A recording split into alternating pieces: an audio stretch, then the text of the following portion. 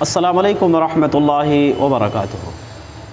الحمدللہ کفا وسلام علی عبادہ الذین اصطفیٰ، اما بعد۔ اعوذ باللہ من الشیطان الرجیم واذا مرضت فہو یشفین۔ معزز ناظرین، آج آپ کی خدمت عالیہ میں طب نبوی کی 19ویں نشست لے کر کے حاضر ہوا ہوں۔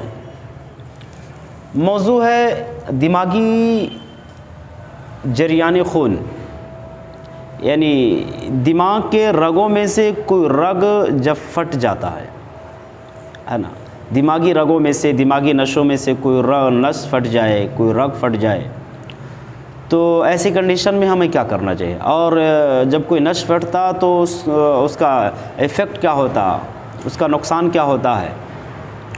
دراصل دماغی رگ جو پھٹتے ہیں بہت زیادہ، یعنی ہائی بلڈ پریشر کی وجہ سے بھی پھٹ جاتا دماغی نس، اور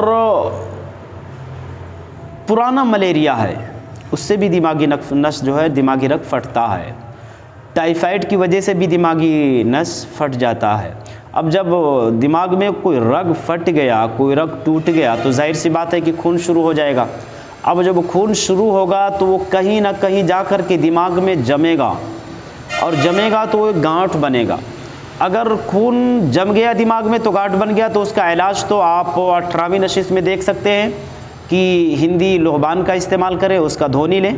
لیکن اگر کوئی رگ پھٹا اور پھٹنے کے بعد خون بند ہی نہیں ہو رہا، تو ظاہر سی بات ہے کہ وہ خون ناک سے نکلنا شروع ہو جائے گا، منہ سے بھی نکلنا شروع ہو جائے گا، لیکن زیادہ تر ناک سے ہی خون نکلتا ہے جب دماغی رگ کوئی پھٹتا ہے تو ایسی کنڈیشن میں آپ چھوٹے موٹے ڈاکٹر کی طرف نہ جائیں، چونکہ اس کا کوئی سکسیس، کوئی کارگر علاج نہیں ہے۔ اس کا سب سے بہتر علاج جو ہے وہ آپریشن ہے۔ آپریشن کے علاوہ دوسرا کوئی، چونکہ اگر کوئی معمولی رگ پھٹنے کے بعد میں خون وہیں جم گیا تو انشاءاللہ تعالی آسانی کے ساتھ آپ اس کا علاج کر سکتے ہیں۔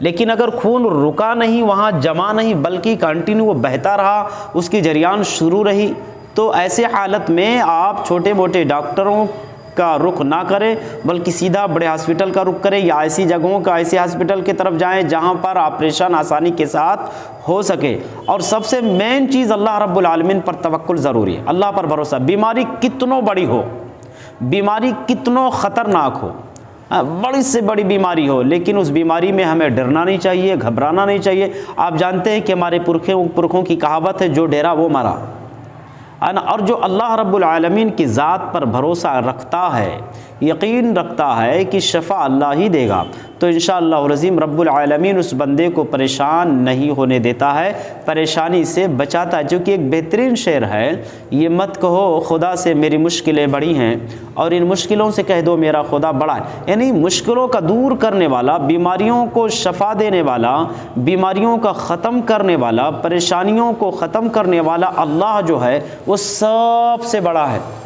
آپ پریشان ہونے سے زیادہ، آہو بکا کرنے سے زیادہ، جز و فضا کرنے سے زیادہ، چیخنے اور چلانے سے زیادہ اس رب کو پکارو جس رب کے کنٹرول میں وہ بیماری ہے، جس کے ہاتھ میں اس بیماری کی شفا ہے۔ آپ اس پر بھروسہ رکھو، اس سے دعائیں کرتے رہو، اپنی زبان پر اللہ رب العالمین سے جو ہے دعا کرتے رہو، شفا کی فریاد کرتے رہو۔ اللہ رب العالمین کو اگر زندگی منظور ہے کہ ابھی اس کی زندگی باقی ہے، تو انشاءاللہ العظیم ضرور بھی ضرور رب العالمین اس بندے کو شفا دے گا۔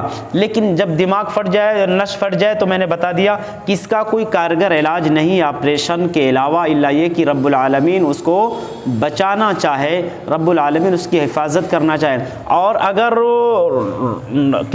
خون رک بھی جاتا ہے تو بسا اوقات وہ مریض فالج کا شکار ہو جاتا ہے، وہ مریض فالج کا شکار ہوتا ہے، یعنی اس کے باڈی کے اعضاء میں سے، اس کے باڈی کے پارٹس میں سے کوئی پارٹ کام نہیں کرتا، چاہے ہاتھ ہو یا آنکھ ہو یا پاؤں ہو، اے ٹو زیڈ جسم کے کوئی نہ کوئی اعضاء مفلوج ہو جاتے ہیں، خراب ہو جاتے ہیں۔ اب جب کوئی اعضاء مفلوج ہو گئے، دماغ کے رگوں میں سے کسی رگ میں خون کے جمنے سے، رسولی بن جانے سے یا پس بن جانے سے، چونکہ خون جب جمتا ہے تو گانٹھ بنتا، گانٹھ بننے کی وجہ سے وہاں پر پش بننے لگتا، مواد پیدا ہو جاتا ہے۔ تو ایسے حالت میں جب مواد پیدا ہوتا ہے تو یعنی سڑن پیدا ہو جاتا ہے خون جمنے کی وجہ سے، تو اب جسم کا کوئی حصہ جو ہے ناکام ہو جاتا ہے، چونکہ جسم کے تمام اعضاء، جسم کے تمام پارٹ کا کنٹرولر ہے یہ دماغ، تمام رگیں، تمام نسیں جو ہیں وہ دماغ ہی سے ہو کر کے تمام اعضاء میں بالکل بچھی ہوئی ہے۔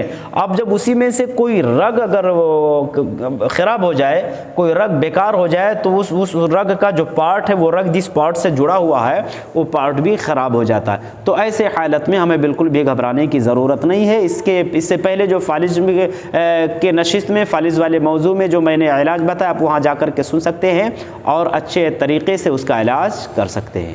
ہم رب العالمین سے دعا کرتے ہیں کہ بار الہ ہم تمام مسلمانوں کو ایسے تمام مہلک بیماریوں سے محفوظ رکھ۔ آمین۔ السلام علیکم ورحمۃ اللہ وبرکاتہ۔